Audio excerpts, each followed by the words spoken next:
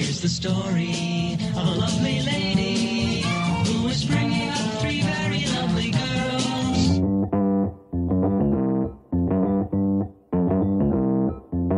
Live from Joe's mom's basement, it's the Stacking Benjamin Show.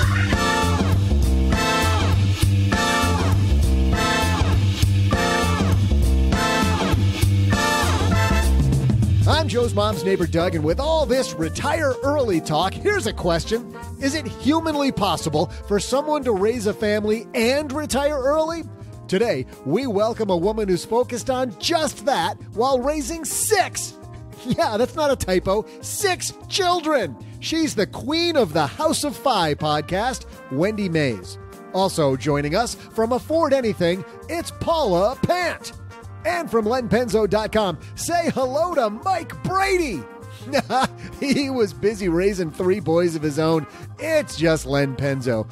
But that's not all. In our Friday Fintech segment, we'll shine a spotlight on a way to help you clean out the closets before the school year and buy gently used and much less expensive school supplies. From Mercari, say hello to Brad Williams. We'll also magnify someone's money and save time for my amazing trivia.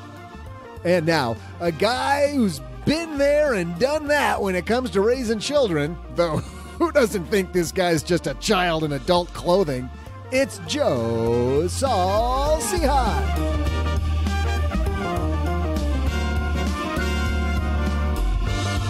Maybe I am just a kid in adult clothing. I've been called that before. I will not dispute that, but I will say this. Well, let's introduce the panel because I'm very curious about this. In the desert, where she makes the Afford Anything podcast, it's my good friend Paula Pant. I'm here. I'm back for another round. So when we talk about, from lenpenzo.com, it's Mike Brady raising 3 boys on his own.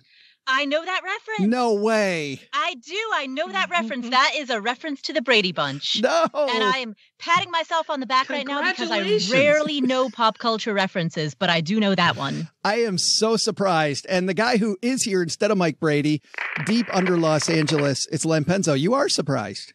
I've got to say, I loved the Brady Bunch when I was a kid. And as a matter of fact, Mike Brady was an architect, and that inspired me. I spent the next 5 or 6 years preparing to be an architect, and I went to school to become an architect because of Mike Brady. I wanted to be an architect, Len. That's funny, until 7th grade. You know what I realized in 7th grade? They don't make any money? No. Oh, they make good money, those guys. No, I realized. Some do. Yeah, they do. Yeah, I realized I couldn't draw worth a shit. Apparently you have to draw to be able to be an architect. Just not me. So, yeah, I'm very surprised. But I'm also surprised. We've got a big guest here today, guys. It's funny because I talk to her, I feel like, all the time lately. I have no idea exactly where she's at. From the House of Fi podcast, it's the queen of the House of Fi, Wendy Mayes. Where the hell are you, Wendy? I am in Chula Vista, which is like a suburb of San Diego. Ah, awesome. I thought you were further north than that. I have no idea why. Yeah, I don't either. Well, I was born further north than that. I was born in Sacramento, so I am a California native, but... That's exactly what I'm thinking, I'm sure. Exactly what I was thinking. They say all the things like and totally and awesome and... Which I know, those come out of your vocabulary all the time. All the time. And I'm 49, so I don't... So tell everybody about the magic that's the House of Fi podcast, because as I've told you many times, I love the way your show, even from the beginning, I like the laughter, the dog barking, like real life and fire combined. Well, I tried to really think like that intro really does simulate our crazy, chaotic life. So, the dog barking at the doorbell and all of that. That's our life, 6 kids, so 8 people in the house and 2 dogs. It's managed chaos at all times. That emulates Paula's house, too, and she doesn't have a dog or kids. I know, right? I've got 2 cats and a turtle. Yes. And they are. Do you have Alice, too? Oh, gosh. If I had Alice, I would not be on medication. How do you spell all those? You were talking about those Valley Girl words. How do you spell all those, Wendy? What? What do you mean? Well, if you have to... If you have to write like somebody from, aren't those considered Valley Girl, or is that like 1980s, Len? Am I talking? Well, that is totally 1980s. Totally Valley 80s. Girl, but I don't put them in parentheses. I mean, they're just like part of the actual sentence. I wonder what would happen if Grammarly tried to help you spell those words. I have no idea how that would work. Redline it. I was sweating that one out. Thanks to Grammarly for supporting Stacky Benjamins. Grammarly is a communication tool that helps people like totally improve their writing to be how can I say this with vocal fry? To be mistake-free, clear, and effective. Start writing confidently by going to Grammarly.com. No, that's not good. I can't do it. By Grammarly.com/SB to totally get 20% off a Grammarly premium account today. We've got Wendy Mayes here from the House of Fi. We've got Len Penzo here from lenpenzo.com. We got Paula here from Afford Anything. Let's get the party started. Hello, darlings.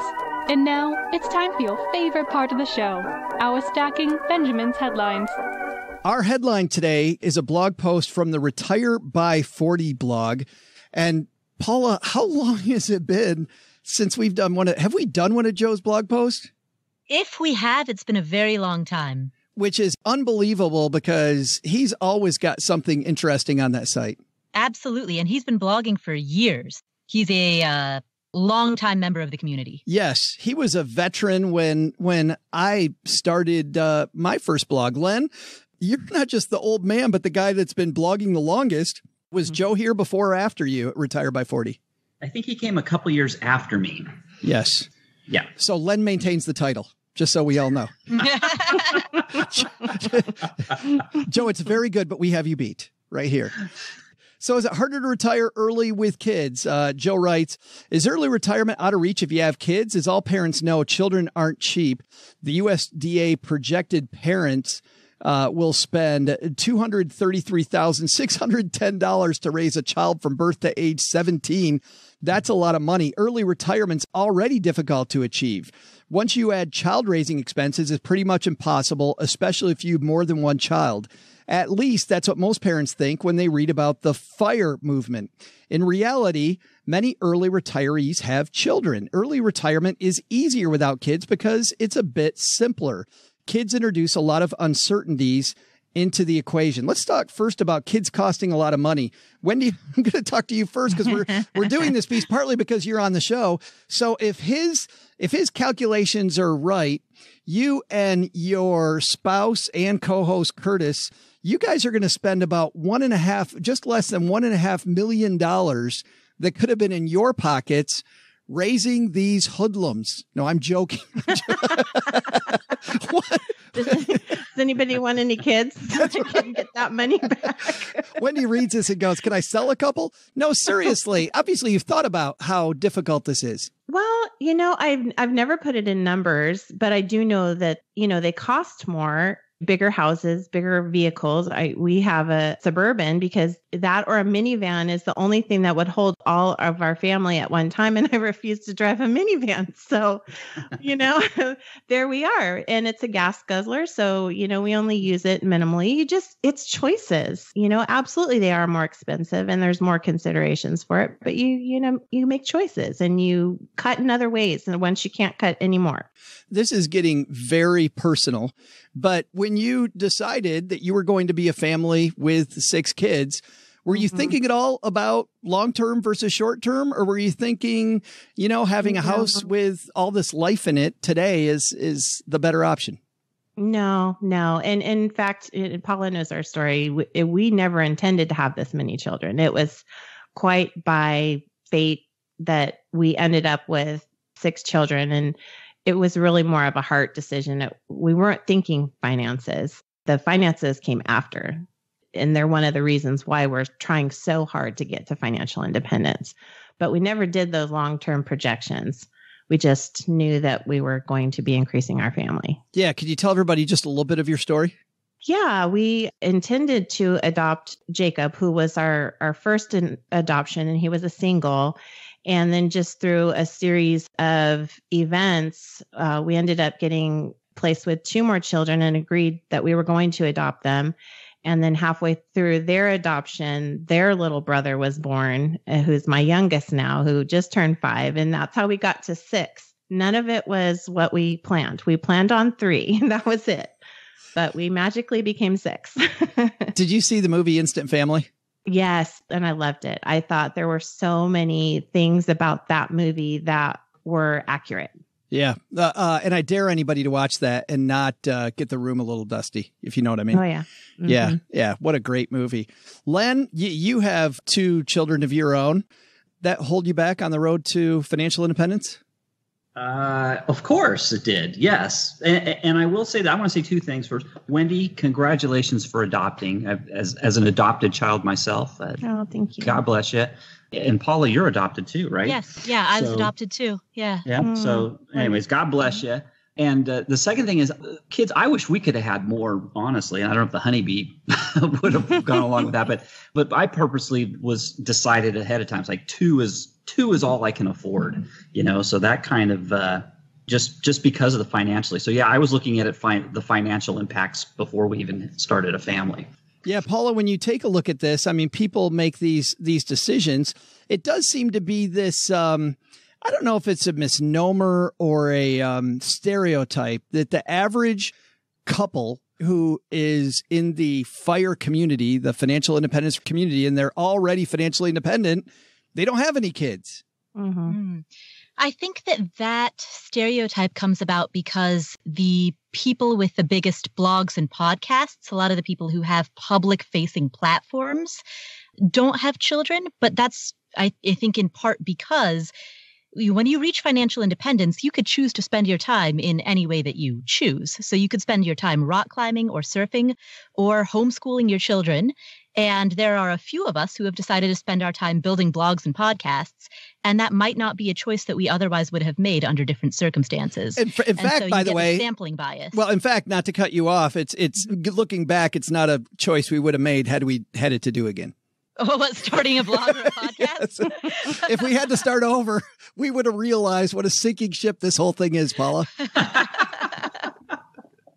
Maybe? No? No, I would still do it. I would do it all over again. Yeah. Unfortunately, so would I. Yeah.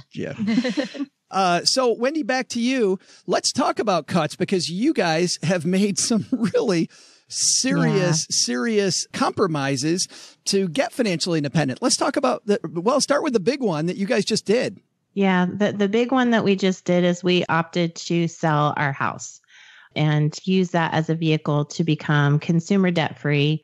But also with that, it's going to give us some money to begin investing in real estate to infuse our household with more income. But then the trifecta part of that is that we're going to become renters again. And by renting, we're going to save $1,100 a month versus having a mortgage. $1,100 a month, which is all ostensibly going into savings.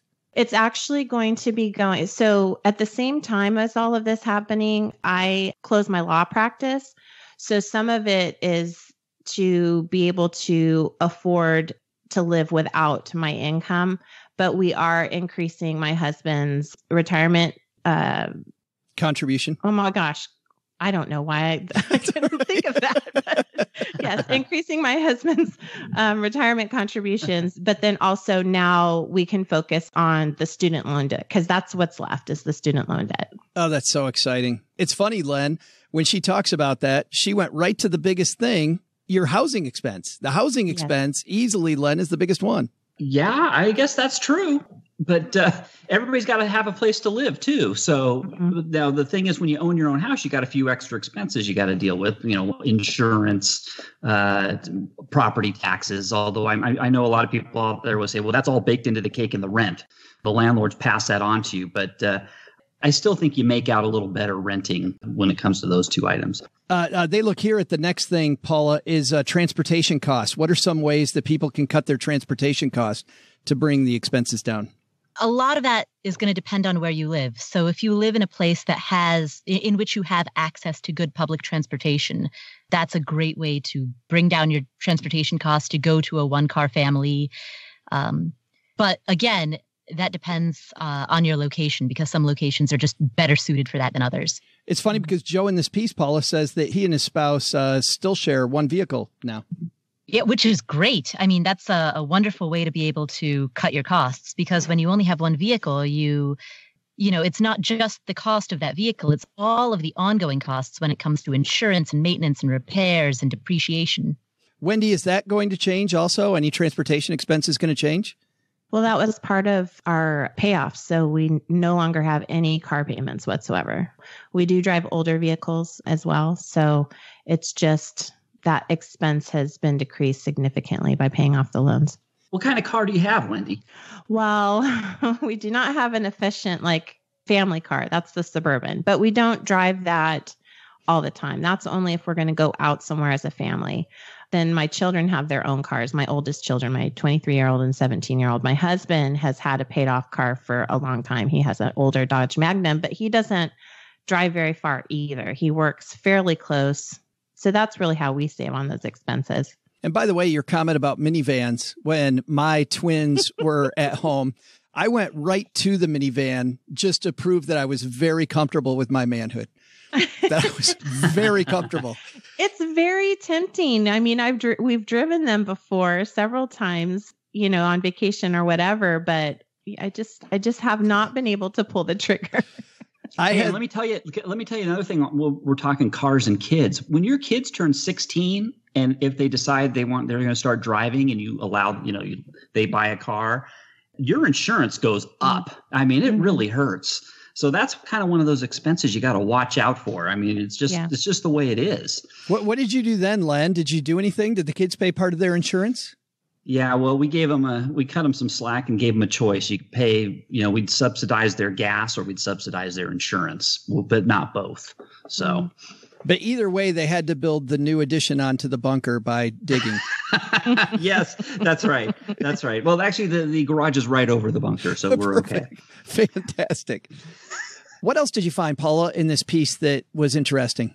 Joe in this article made a very good observation about food, in which he talked about how if you're cooking food at home, then you only need to make a little bit of extra food to feed that additional person or those, 2 or 3 additional people, versus if you're going to a restaurant and you have to order a totally additional meal at a restaurant, that's a significant increase. So if you go to a restaurant and you've got 1 or 2 extra people with you, the cost of that restaurant bill might double.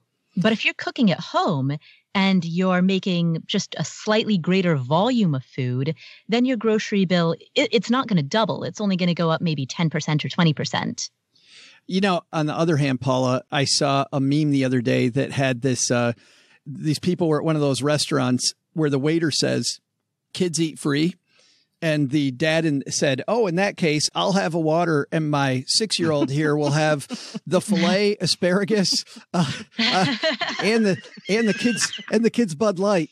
And I thought that was brilliant. Fantastic. Hey, Joe, I'm looking at I pulled up my expense sheet, my Excel spreadsheet of all my expenses for the past 22 years here. And I'm looking at my grocery bill. Wait a minute. Hold on. Just color me surprised that Len Penza has a spreadsheet of the last 22 years of expenses. Okay, so back to you. My gross, and my point is, as your kids get older, especially if you have boys, let me tell you, don't underestimate how much teenage boys can eat. And I'm speaking of myself as well. I was a teenage boy once, and I ate my mom at a house at home. Just to give you an idea, when my son was from 2 years old, when my son was 2, our total grocery bill was $3,735 for the year.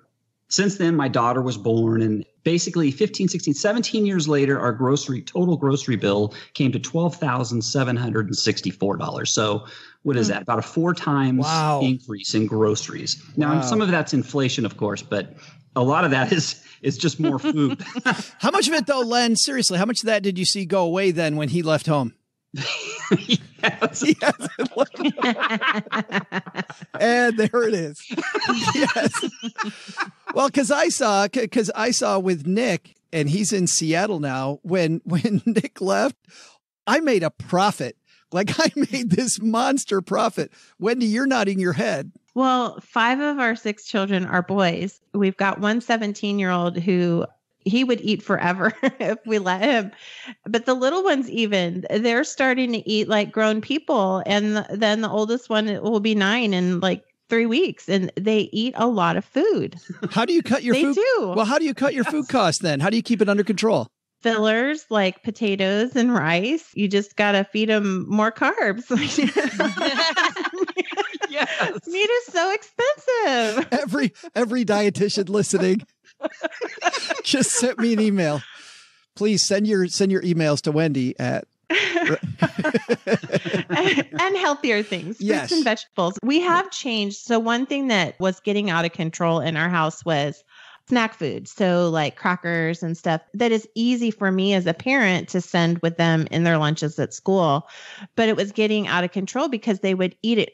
I buy it in bulk at Costco and it would be gone in a week. And then I would have 3 weeks of nothing, to feed them or have to go buy more food. And I had just had enough. So I said, you know what? I'm going to start buying easy fruits and vegetables to put in there, Baby Bell cheese, and let's see how this goes. And instantly the stuff started lasting miraculously. So that's how we've helped cut some of our budgeting too, is just really being smart about our food choices. Yeah. Well, and do you do things though, like meal planning or meal batching? Oh yeah. I don't batch cook much anymore just because honestly, our weekends are ridiculously crazy and I don't have 4 hours to do that.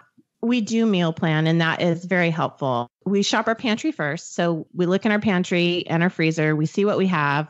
Then we meal plan around that, and then we go to the grocery store. So we're looking for things that are on sale as well. So we're trying to combine all of these things to make our grocery budget go farther. But for you, financial independence, Wendy, is in the picture. I guess what you're saying is it is harder, but it's not unattainable for people with kids. Absolutely not. And that's kind of one of the messages that I wanted to let families know is like financial independence is for everyone. It is for families. Is it different? Yes. Do you have different considerations? Yes, but it's doable. You just have to be intentional and think outside the box sometimes. We're going to call that your takeaway. Paula, what's your takeaway from this piece? I would say exactly that in terms of be conscious and deliberate about your spending and focus on the big three: housing, transportation, and food. And Len? Kids are expensive, but you know what? They're worth it. Yeah.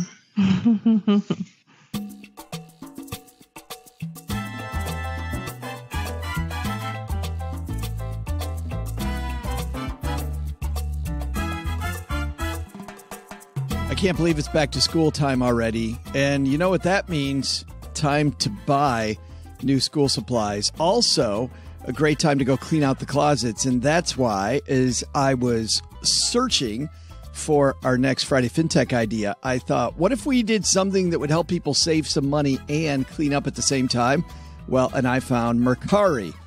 Maybe you've already used Mercari. If so, you're along with 45 million other people who have downloaded Mercari.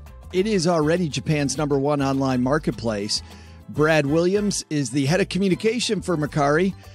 Let's help you clean out the closets, get some money saved, maybe pay off some debt. And if you're looking for backpacks, gently used school clothes, whatever it might be, Mercari might be the place. Let's say hi to Brad Williams.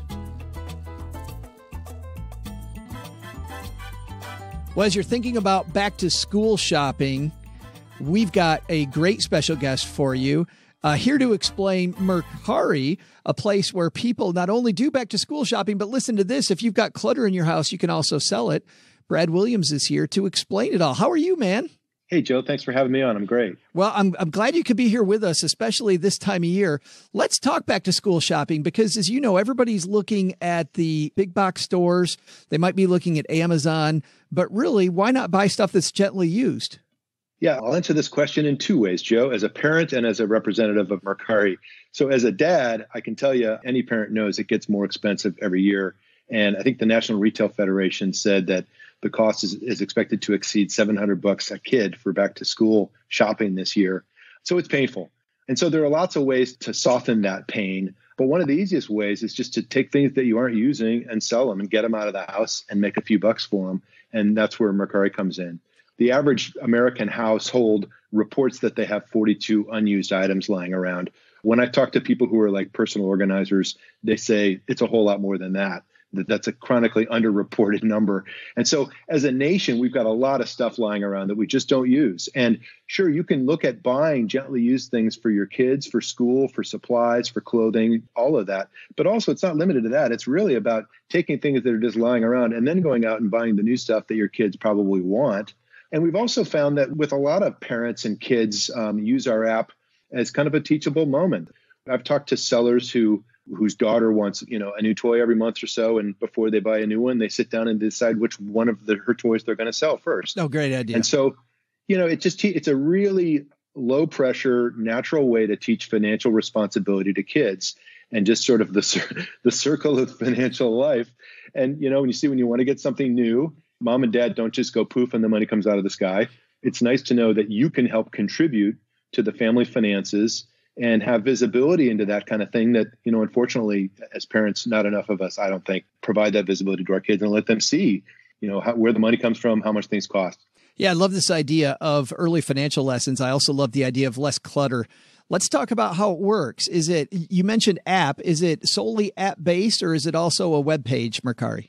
It's also online, and a fair number of our users prefer the web, but really as an app is where it really sings. So Mercari is part of a new generation of selling apps. There are others that are newer that have come along in our sort of generation. They're, the old standbys are, eBay and Craigslist. And then there's, sites like Poshmark. And there's a lot of different ways to go at this.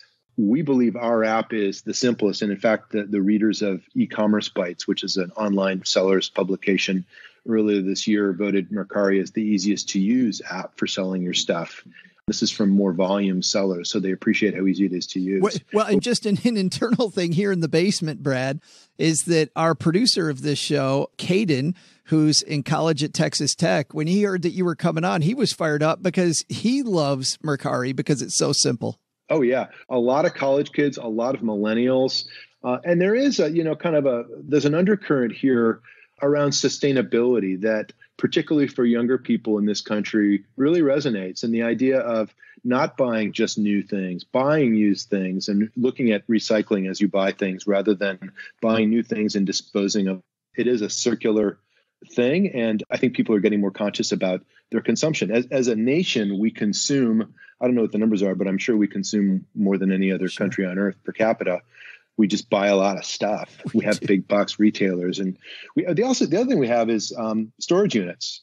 20% of Americans, according to a study we did with a research partner earlier this year, 20% of Americans pay rent to keep stuff they're no longer using. Now, as a finance guy, you can appreciate how nonsensical that is. Paying to house things that you're no longer using.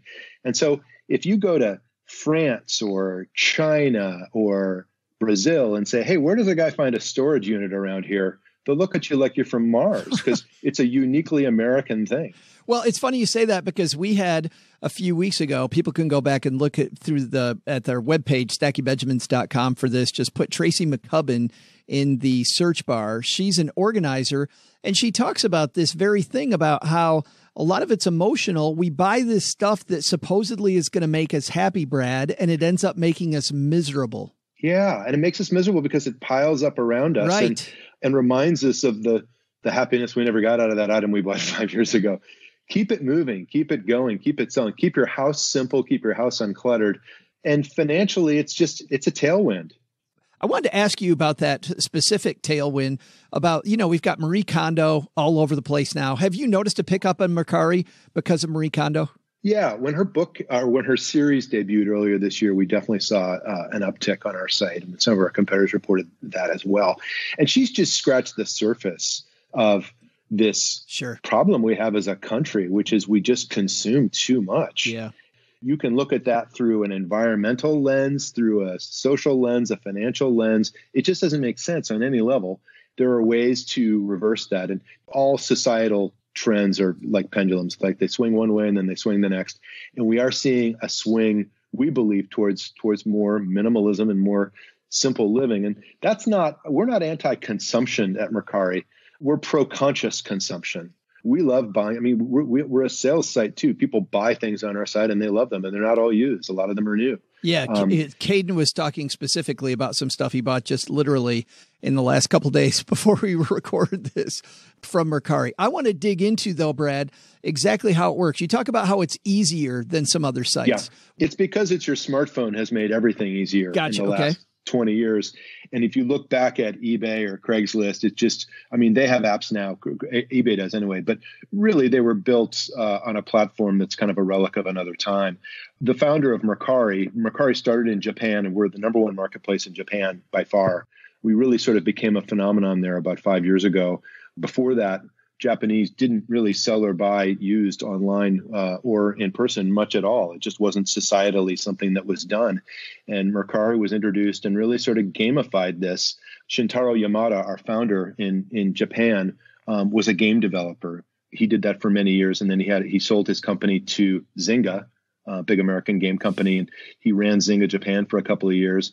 And then he left and went backpacking around the world to relax and unwind. And he saw that everywhere he went to a lot of places, a lot of remote places. And everywhere he went, the common denominator was the public market. And that trade was what really, unites us as humans most consistently.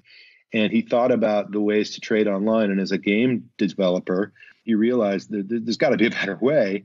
And so he built Mercari, and it's much better than the old ways. But really, our goal is to make selling easier than buying. And we believe that societally, there's a great opportunity to make selling easier than buying in terms of people's mental health and happiness, financial well-being, clutter, landfills. Making selling easier than buying is a big idea that we're committed to. Let's talk about how that works then. So I go to sell something. Super easy to get on there. Is there any fee for me to sell things on Mercari? There's no fee to list. There's a 10% selling fee that we charge once your item sells. Gotcha. Okay. But there's no fee to list, and there's no reason not to list. So when I joined the company, I started just realizing that I've got all kinds of, it's like I had glasses on and I could suddenly see all the stuff in my house that was worth money, and started selling it. Started with the things that I thought were worth more money, and then I started selling more random things. And what I found was that stuff really sells. It's a national marketplace. Everything ships on Mercari. So you take a few photos with your phone. There's a really simple app that guides you through the process. On average, it takes a little over 3 minutes for someone to list an item on Mercari, according to our data. Wow. I worked at eBay several years ago, and I'm an old experienced eBay seller because of that.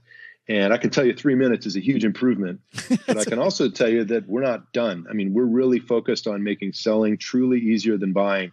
And that's going to need to be faster than 3 minutes, and it's going to need to be easier and more fun and less friction. But that's our objective. I want to ask you a question about the buyer. I mean, I bought things on eBay. You may have bought things on eBay before, and they weren't quite as advertised. What sort of protection to the buyer is there on Mercari? It's very similar to the other online marketplaces. It's a money-back guarantee. The money isn't released. It's a little different than eBay in that the money isn't released to the seller until the buyer has received the item and given a thumbs up and said, "Yep, it's here, it's good." Oh, that's great. You can go ahead and pay the seller. We also just introduced a feature called Instant Pay, which is pretty exciting. It's we're the first marketplace to offer this.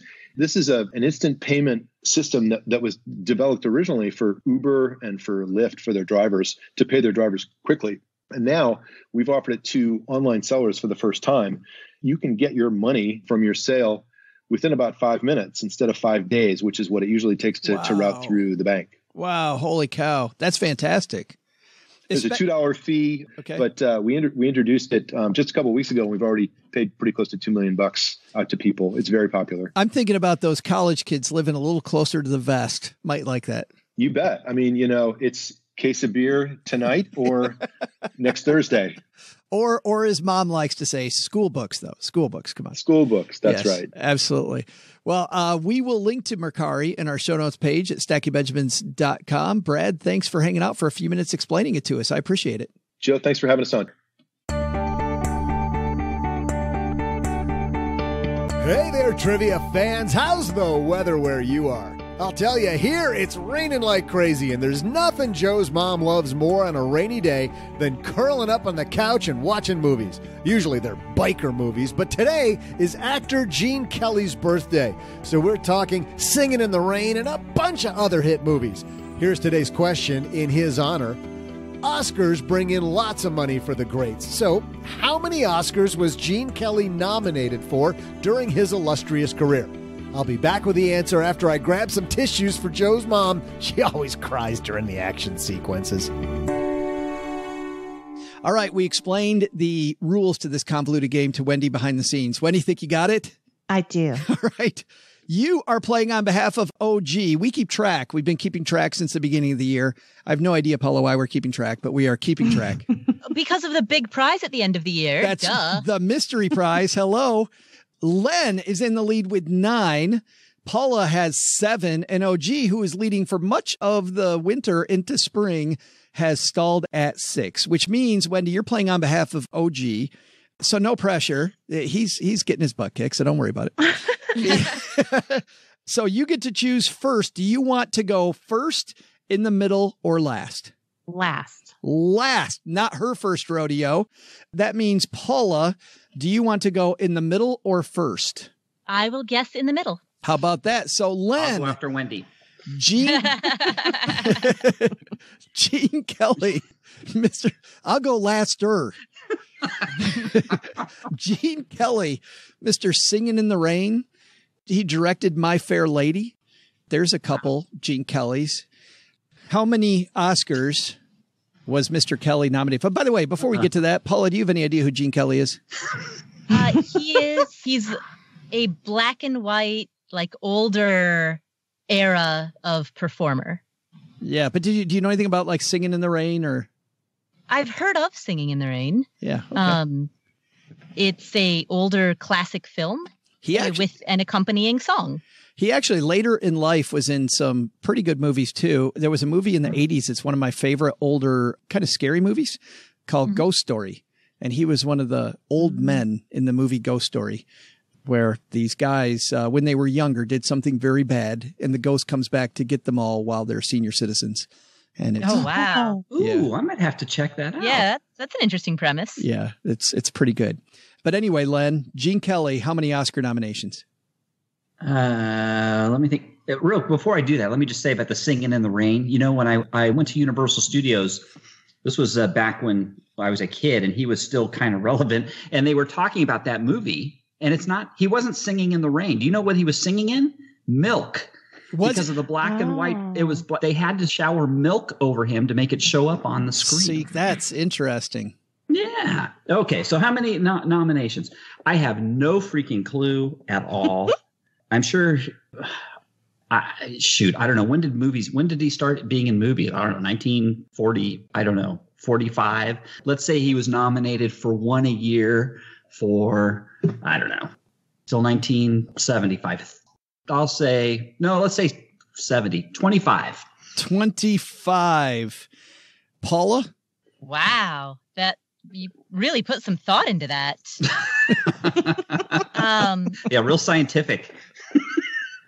Okay, so what's running through my mind right now is I'm going to guess a number that's less than 25. I could guess 1, or if I want to narrow the spread a little bit, make it a little harder for Wendy, I could take more of a middle of the road guess, but then I run the risk of everybody being over. But that would still strategically be better than. Okay, yeah, I'm going to do that. I'm going to guess 10. Paula guesses 10. Well, there's your choices, Wendy. What are you going to do? Well, initially I was going to do 1, thinking that Paula was going to go higher. So now I'm not going to do that. I think I'm going to do 11. Your check is in the mail, Wendy. And Wendy, her first time here, Chelsea Brennan's Paula Pant. All right. Well, we would love to tell you right now what the answer is, but we can't do that. We have to make you wait for it. So we'll be right back. As I mentioned earlier, thanks to Grammarly for supporting our podcast. Grammarly is a communication tool that helps people like me improve their writing to be mistake-free, clear, and effective. Grammarly encourages everybody, including, of course, the best students and the top professionals, to use Grammarly to do their best work and accomplish even more of their goals. You can go much faster, guys, with Grammarly because you don't have to worry as much about the carnage being left behind your writing. You know how you'll get an email from some people sometimes, people you thought were smart, and they misspell some pretty easy words, or they have horrible sentence construction. I remember when I was with American Express, we had a vice president that would send out emails and wouldn't have anybody check them. And it was funny because obviously this is way before Grammarly existed, back in the old days, and it made him look horrible. And I remember all the talk that went on behind his back. And frankly, just the idea that he wouldn't have somebody check it. So I know we live in a much busier world now. You don't have to have somebody check it. You've got Grammarly there to check it. It's available on multiple browsers, Chrome, Firefox, Safari, Edge, platforms like iOS, Android, Windows, Mac. Their free product reviews critical spelling and grammar. Grammarly Premium, though, looks out for spelling, grammar, plus advanced punctuation, structure, style within context, vocabulary suggestions, conciseness, and readability for different occasions. So whether it's a business proposal, academic essay, casual blog post, script for a podcast about money, whatever it might be, Grammarly is there. Accomplish your goals with help from Grammarly. You can stop making email typos on your phone, close more deals at work this year with your emails, or polish your resume to get that new job. Here's the best part. If you go to Grammarly.com/SB, you know what's going to happen? You're going to get 20% off your Grammarly premium account today. That's Grammarly.com/SB for 20% off your Grammarly premium account. Paula, if you land exactly on 10, you got this. Totally. And I am feeling somewhat sort of not even remotely confident. Len, 25. You're by far the highest guy. Yeah, but I've got everything. If he's won $1 million, I'm in there. You're in there. Yes. Yep. And let's not even talk about 2 million. Heck no. And then Wendy, you've got 11 to 24. That seems like a nice range. I think so. Yeah, that's good. All right, let's turn it over to Doug. Doug, what's your answer? Hello, Dolly, and welcome back to you too, trivia fan. I'm Joe's mom's neighbor, Doug, and before the break, I asked you how many Oscars Gene Kelly was nominated for over the course of his extensive career. Turns out that the director of Hello, Dolly and the star of Singin' in the Rain was nominated for a grand total of 1 Oscar for a flick called Anchors Aweigh. Speaking of Anchors Aweigh, I'm getting out of here before Joe's mom starts Titanic again. That woman's drowning us all in Celine Dion songs. See ya! Yeah, Ma, I know you're the king of the world. No! Dang. Trick. Oh, man. Go with your gut. Always go with your gut. Paula, you had your chance. I know. I could have guessed. I was on the verge of guessing that. And That then was a trick question. Very sneaky, Mr. Joe. it's one of the few of Doug's that I know going in what it is. And Paula says, well, I think I'm going to guess 1, but I'm not going to. I'm like, oh man. And then Wendy says, well, I could go 1, but I'm not going to do that. Oh, I'm sitting here sweating bullets for everybody. Yeah, he did win an honorary Oscar, but he was never nominated for that. He was nominated for a movie in 1945 called Anchors Aweigh. Nominated for an American in Paris for a Golden Globe. Nominated for a Golden Globe for Hello, Dolly. Never nominated for Singin' in the Rain. Won a bunch of TV awards. But yeah, one time. So there we go. We punt to next week, as they say. So let's throw that segment in the trash and instead we'll magnify somebody's money. Take out the magnifying glass, help somebody do better with their money. Today's hotline call comes to us courtesy of Magnified Money. When you head to stackingbenjamins.com/magnify money, you know what happens, Wendy? No. You find those financial products people use every day. They are nowhere near the best in class. Over 92% of the products available online, all ranked at Magnified Money. Head to stackingbenjamins.com/magnify money for more. And today we're going to help Jim magnify his money. Say hi, Jim. Hey, Joe. It's Jim. The show's meh.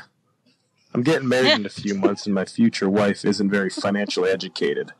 She's never had to be since her family's deca millionaires. I'm not quite on the FIRE movement, but I've always aggressively saved and focused on budgets. She focuses more on handbags and shoes. So do I kick my feet up and relax? Do I enforce a Gestapo-type budget? Where's the middle ground? And how have you and your wife approached money? Wait, why am I asking you to? No one would date someone that lives in their mom's basement. I'll talk to Doug. Thanks. Bye. Wow. Hey, Jim, first of all, your question was okay. It was, meh, I don't know. It was all right. No, actually, Jim brought it. Nice job, Jim. Stackers, that's the way you leave a voicemail right there. That is the way you leave a voicemail. I'm sure there's a lot of hyperbole there, but when you've got a couple that doesn't necessarily agree on money and spending money, how do you bridge that gap? Len, let's talk to you. You might have to whisper if the honeybee's there. Luckily, it's really tough. If you've got a spouse who doesn't have the same financial mindset as you, I pity you.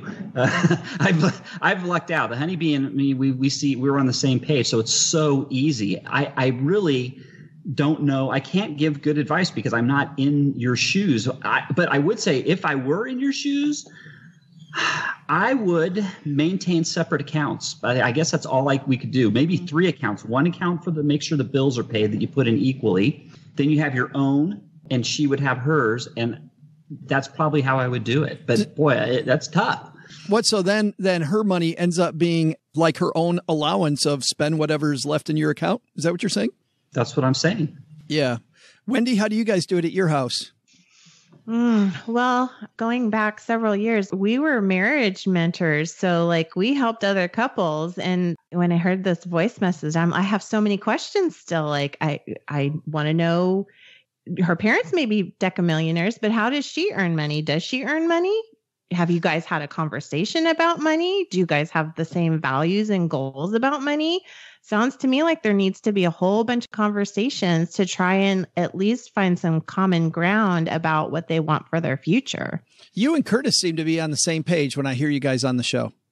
Yeah, and we are. And that's not to say that we always were. It was that, in fact, with the FI movement, that I was involved longer than he was. It took a while for him to get on board with that. But again, it was a result of conversations and talking about it and really focusing on what our goal was. And ultimately, our goal was the same. And so then we could make agreements on how we were going to get there. When you said that you were into it and he wasn't, what was the bridge that got both of you kind of on that same page? Well, he had a moment. He had an experience. Last year, we went to the Phi Chautauqua in Greece, and he met J.L. Collins. Just being surrounded by other people and hearing it in a different way that just resonated with him, I think was it for him. I think he was on board with the plan, but he hadn't internalized it. And so that gave him an opportunity to actually internalize the information. I love this idea, Paula, of sometimes bringing in other voices is the way to somebody's heart. Yeah, absolutely. I mean, I think that everybody tells a story in their own way. The story, the way that they frame it, just the way that a person connects with another person, it's different depending on whose mouth it's coming from.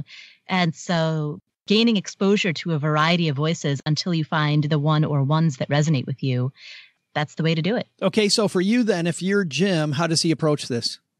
So I am also, as Len said, a big fan of the yours, mine, and ours account structure, in which you have one account in which both parties contribute to shared expenses. And that contribution could be either equal raw dollar amounts or it could be proportionate to their income. I mean, you can make an agreement about how much each party contributes, but the ours account is that shared account. Beyond that, you also have each person also has their own individual account from which they maintain their own autonomy. You know, what's funny, though, is, I mean, that solves the immediate problem, right? The immediate issue of now we don't bounce stuff, or if we bounce stuff, we bounce maybe half the stuff. But that really doesn't bring your spouse into the emotional discussion. How do we bring them emotionally there besides shipping them off to Greece to talk to J.L. Collins? I think starting with a conversation about values. So you start with this conversation of what do we want our life to look like in 50 years, 25 years, 10 years, 5 years. And you start with the vision and the values. And then once you agree on what that shared vision and values are, then you reverse engineer, how do we actually make this a reality? Mm-hmm. You're nodding your head, Wendy.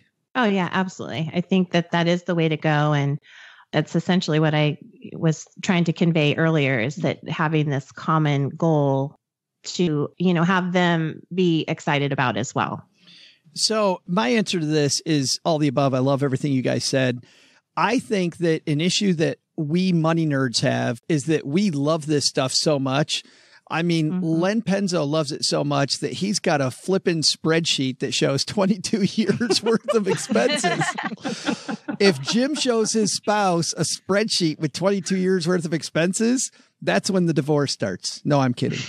But where I'm not kidding there, though, is that I think, and by the way, I think this approach a lot, and it obviously is my bias, even with this show, is that I think if you make sure that this is light and interesting and fun, instead of deep and heavy. I think people think of money discussions as deep and heavy, and that's why more people don't go there. They're like, yeah, oh man, I would love to do that, but I got to go study for my blood test. I got this other stuff I got to do. Because the deep conversation you think you can have later, but if it's light and it's fun. So one thing that, and I'm not an expert, but one thing that Cheryl and I did was that we have a meeting once a week that either involves wine or breakfast, depending on how we feel. So both at the same time. That's right. You're right. But it doesn't have to be either or, right? Pancakes pairs nicely with a cab. No, probably not. Try that one at your own risk. With Merlot. With Merlot. That's right. Yeah. Who said a cab? Ridiculous.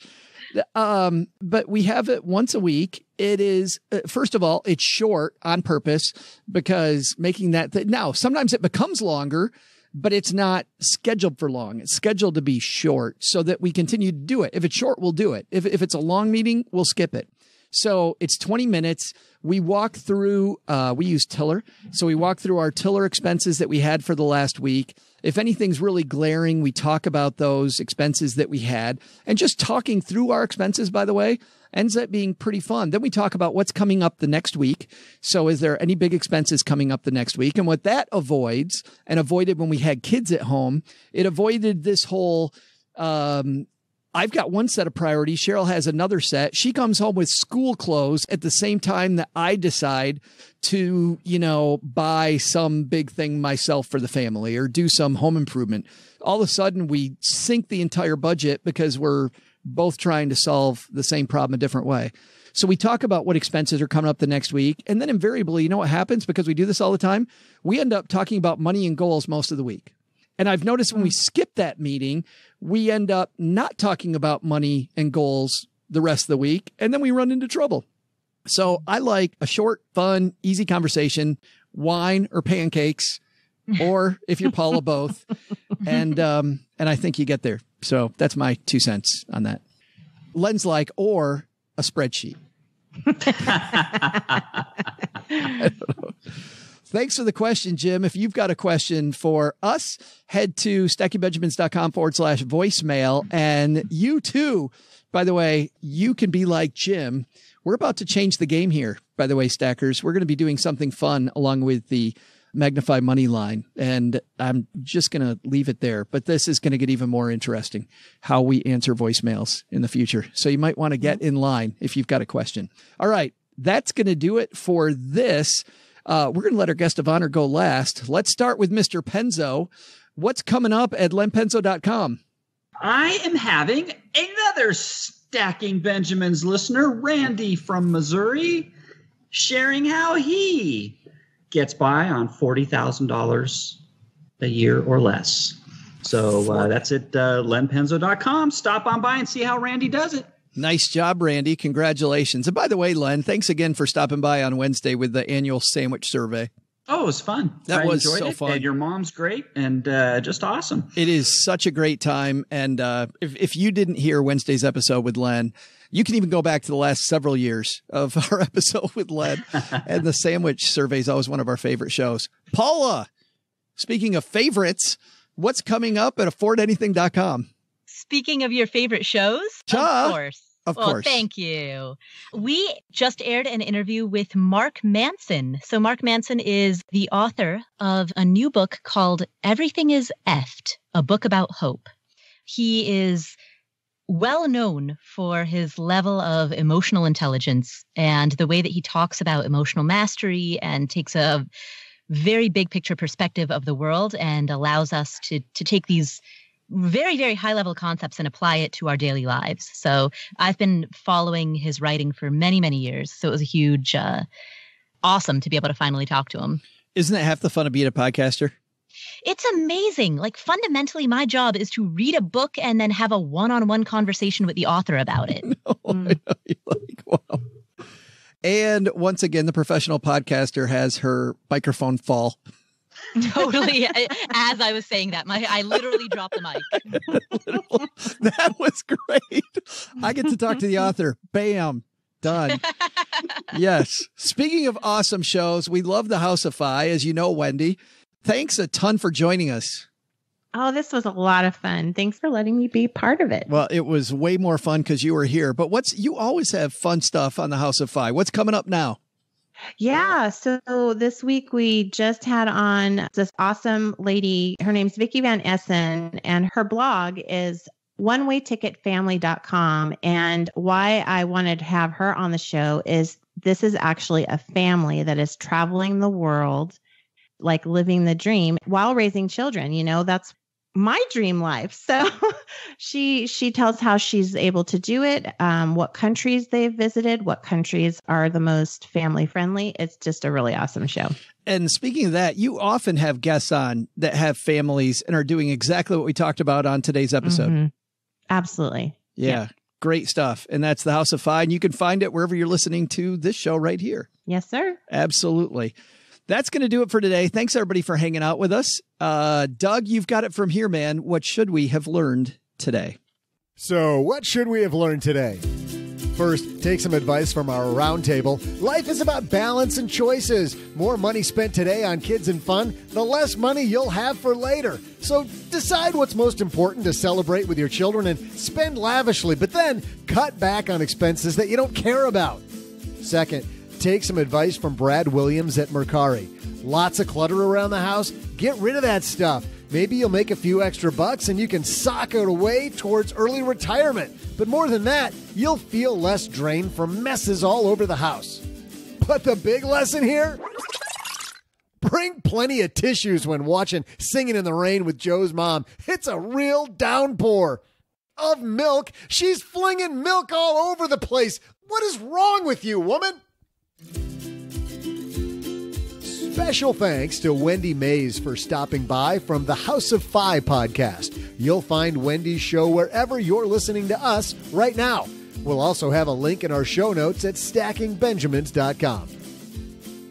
Thanks to Brad Williams from Mercari for stopping by and showing us we can get a little extra cash for the things around the house that we don't use.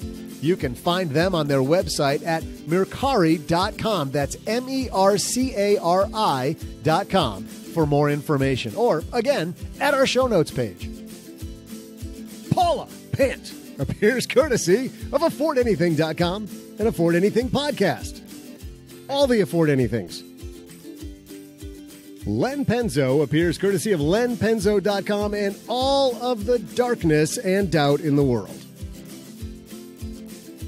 This show was created by Joe Saul-Sehy, produced by Richie Rutter-Reese, and engineered by the amazing Steve Stewart. Online, visit us on Twitter at SBenjaminsCast or on our Facebook page. I'm Joe's mom's neighbor, Doug, and if you could only know what it really smells like down here. SB Podcasts may receive payment on the show from sponsors and guests in the form of books, giveaway items, discounts, or other remuneration. There's no way you would take advice from these dorks, but like Joe's mom always says, don't take advice from people you don't know. This show is for entertainment purposes only, and before making any financial moves, consult with a real financial advisor.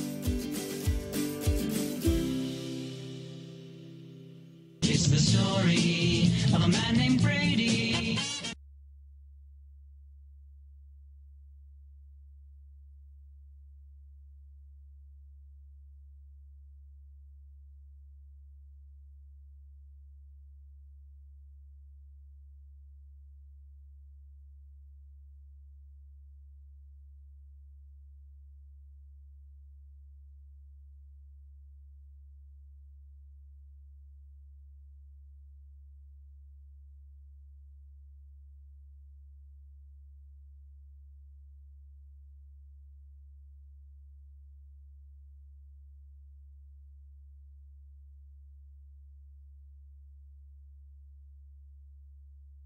It's funny. We were talking about singing in the rain and these Singing in the milk. singing in the milk. Right. And I started to think about dances and dancing. And then I thought about the days of high school dances. And when I was in high school and in junior high, all the junior high, they were boys, all the boys on one side of the gym, all the girls on the other. And you would spend probably 90% of the entire evening on your side of the gym, all the while looking across the gym. This is what we did, looking across the gym at that person we were going to ask to dance. There were generally 7 or 8 girls who were out in the middle of the floor dancing the entire time. They didn't care. But the guys didn't dance. And then when you realize that there was limited time, you had maybe one song left, you would go make your move. And because I was at a Catholic junior high, that's when I learned that not only could you ask somebody to dance, she might say yes. And when she said yes, you were amazed because there was no way in hell anybody wanted to dance with you, right? I went out in the middle of the floor with my Britt Spalding, who I was so excited to dance with. And then I was taught that we had to leave some room for Jesus. That's what I was told immediately.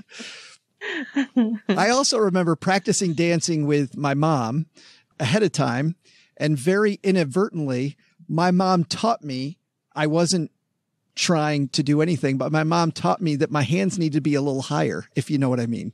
Oh my gosh. And by the way, before anybody else goes, I have one other thing I have to say that I've been saving till now, which is that I realized before all of this, the first girl I ever liked, Beth Carlisi, I liked other people, but she was the first girl I asked to be my girlfriend. I asked her to be my girlfriend in the hallway early in 7th grade.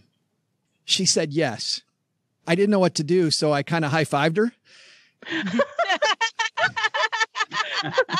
That's cute. Oh, no, that's not all, Paula. Then I never talked to her again. Oh my gosh. But I have to say this, Beth Carlisi, if you're listening to this, happy 39th anniversary. Because we never broke up. So Gosh. I got to wonder when I disclosed to Cheryl that I'm still going out with Beth Carlisi. Never ended that. Come on, you guys went to high school dances. Paula, what was your high school dance or junior high dance experience like? Well, high school dances got a little complicated because my family is Nepalese and they weren't really acquainted with the cultural custom of high school dances. And so initially they told me that I wasn't allowed to go. And then later they said that I was allowed to go, but only if I went stag. So I wasn't allowed to bring a date, which all the other girls, I went to an all girls high school. So all the other girls would bring dates and I didn't. And then eventually by the time I was like a junior in high school, that restriction lifted and I was technically allowed to bring a date, but I just didn't know who to ask because, I don't know. Went to an all girls high school. I didn't really know that many guys. And yeah. So you think back to those days, that must have been harrowing. I mean, just every time there was a dance, it was a flippin' nightmare. Yeah. High school dances were never really my thing, and I'm trying very hard to repress the memory. She's like, thanks, Joe. Appreciate you bringing this up. Wendy, how about you? Oh, I have the same feeling. That was like all kinds of trauma that at, my age, I'm still trying to get over. It was just not fun. The stress of, having a date and not having a date and, getting up the courage for like Sadie Hawkins, where the girl asked the guy and getting rejected and, it's just awful. So awful. Yeah. My senior year, I had this girl who really wanted to go to prom. And so I asked her to go to prom and she said yes. She had been dating this other guy before then. So I was Joe rebound guy, high school rebound even, by the way. And the minute she got in my car, it became apparent she wanted nothing to do with going to the prom with me. So we went to dinner, and we're sitting at dinner with, you know, 2 other senior couples in high school. And guess who walks in and sits at the very next table with his back to hers? Oh. They sit her ex-boyfriend right behind her, which then completely made the evening more fun. So at 10:45 p.m., I drove her back to her house, and, you know, the dance ended at midnight. And at 10:45, I drove her back to her house. And I remember she gets out of the car. I get out of the car. I walk her to the door, and I literally very straight armed stick my hand out straight arm and go, "Well, I had a great time." Which was my completely over the top sarcastic you. just oh my, it was horrible. Len, how about you? Joe, this is painful for me. I mean, look, this is terrible, making me go back and relive all this. I mean, high school, look, I'm a nerd. Why? Right? Hey, Len, nobody, look, I was turned down more times than the beds at a Holiday Inn, Joe. It's not, nothing good came out of high school for me. I didn't get to first base till like my last week of high school. So I just a slow, I was still going through puberty in my senior year. So I mean, last week of high school, though, the high school was terrible for me. Last week of high school, first base was a great base, though, wasn't it, Len? Look, I played Dungeons and Dragons with my, you know, that was a great Friday night for me all through high school. That was It's funny. totally popular now, though. Isn't that funny how it's all changed? The world has changed. My brother, my cousin, and I had a secret pact that we wouldn't let anybody know that we played Dungeons and Dragons together, like every flipping weekend. But nobody was allowed to know. That was it. Paul, did you play Dungeons and Dragons? You must have. No, never played it. No, Wendy? Oh yeah. Yeah. I tried to find a picture of it because now like the video game is, you know, super cool. But when we were playing, it was like all the little pixels and like, you know, the little squares, and it didn't really even look like a dragon, but you can like hear the dragon. Yes. Yeah. You know, Joe, I just started watching Stranger Things. You know, the kids in Stranger Things. I'm only 4 episodes in, by the way, so don't spoil it for me. But yeah, I'm late there too. That was me. I was those kids. That was me. Yeah. Well, luckily, when they all die later, you won't. Oh, I'm sorry. Sorry.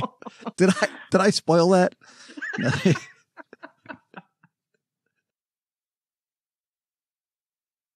Because honestly, our weekends are ridiculously crazy and I don't have 4 hours to do that. But we do meal plan. We definitely. Can you hear my dog? I can. Yeah. But it sounds like the start of the podcast. Yeah, I told you. I know. But we do meal plan.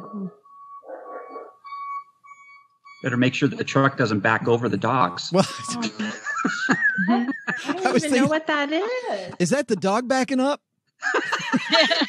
It was an Amazon truck using my driveway. Oh gosh.